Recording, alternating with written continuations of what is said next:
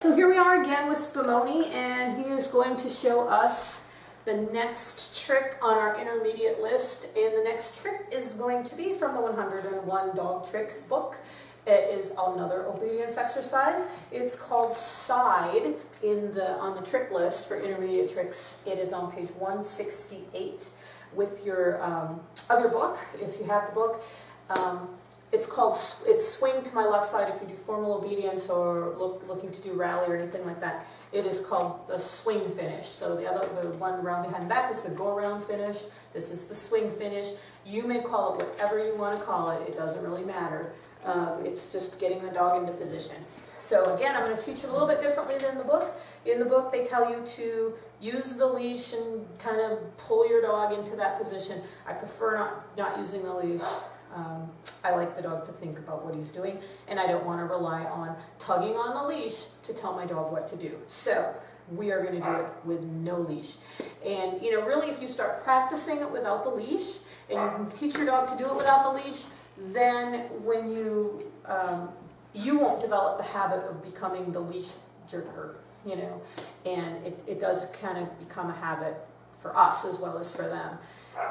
And you want your dog to respond to your words, not always just waiting, where you say sit and then have to do this, or, get around, have to do that for him to respond, because that's what he knows. So let's take that out of the picture and let's have your dog learn to respond to the word or to a hand cue of some type. Okay, so this is the swing finish. So dog is in front of you. Instead of going around behind you, we want him to just do like a loop-de-loop on the left side. It could be the right side too. If you are using the right side, go right ahead and do it the other way. All right, let's get him started. So again, I apologize. You may not be able to see my head. We're in a very narrow space, a short space, and I just don't have a large enough way to make this work to be able to see. So your dog's in front of you somewhere, doesn't matter, he's going to be right in front of me. And we can start with the food lure again, and the food lure helps us to get the position. So what I'm going to do is I'm going to step back with my left foot. He's a big dog. For a smaller dog, you wouldn't need to do it, but I take a big step back with my left foot, and I hold that treat right in front of his nose, and I do a big circle out and in and step back in, and he comes in. And that's how I get him in position. So I'm going to throw that out there so he goes out there. So I'll show you again. Actually, I'm going to throw that way. So he's there. I'm going to do this. So dog's here. I'm going to do, whoa, he's back. He's very fast. So it becomes like that. I wanted you to see the footwork without the dog in the way, but apparently he's going to be right here just in case something good happens. Go in there and get some cheese. So it's like this. Big step back with my left foot and step back in. Together, dog will come with me. Eventually, we get rid of this step out together. This motion with the hand becomes the hand signal, just like it did on the other side with the get around finish. Okay, so let's try it again. He's in front of me. And I'm going to do food lure one more time, and then we're just going to get done with the food lure. He doesn't need it, so we're not going to waste a lot of time doing food lure. So he's in front.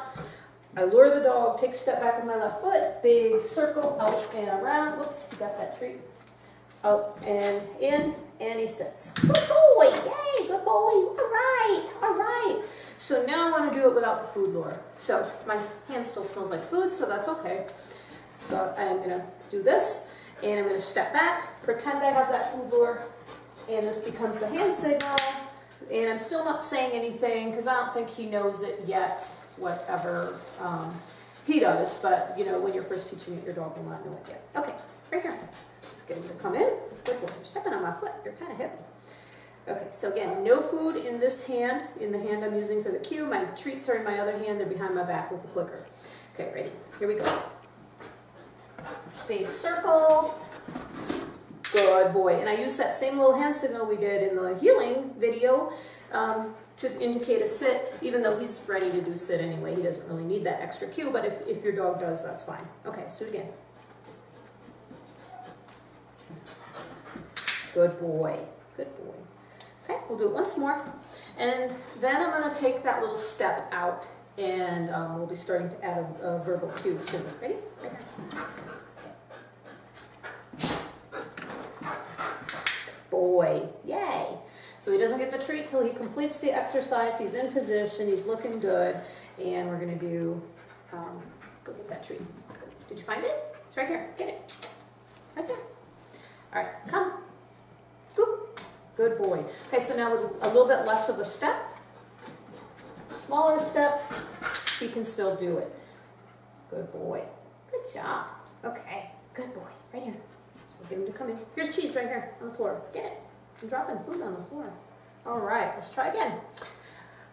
So now I'm going to add a verbal cue, because I call this get ready when I want to walk my dog. Hey, get ready. They all have to line up on my side. Okay.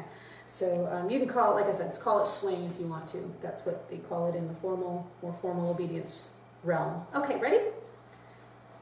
Get ready. Say the word, do my hand motion, which he knows, and that's how I begin to teach him. Get ready means you should be on this side, and it's up to you to get there. Ready? Go get the treat. Go get the treat. And when I walk my dogs, and I have multiple dogs with me, when we stop to have to clean up or something like that, they are doing whatever they're doing, and then when it's time to start walking again, I always tell them get ready, and they have to get in line, so that I'm not all tangled up in a bunch of leashes and things before we start walking. So that he hears it fairly often. Ready? Get ready. Get ready. Good boy. So I'm no longer taking that little step. He doesn't need it. Oh, we're almost out of cheese. We better finish this up real quick, huh? But you can see that then this hand signal becomes part of the cue, or just you can put it all on a verbal cue and not need the hand signal at all. Let's do one more. And then we have to get more treats. Ready? Okay, you want to do it? Get ready. Yay, good boy. So that's a nice way to end it. He did it all on verbal cue. Of course, it's going to take more repetitions when you're first teaching it. Like I said, he's already fairly experienced with that exercise, so he makes it look really easy.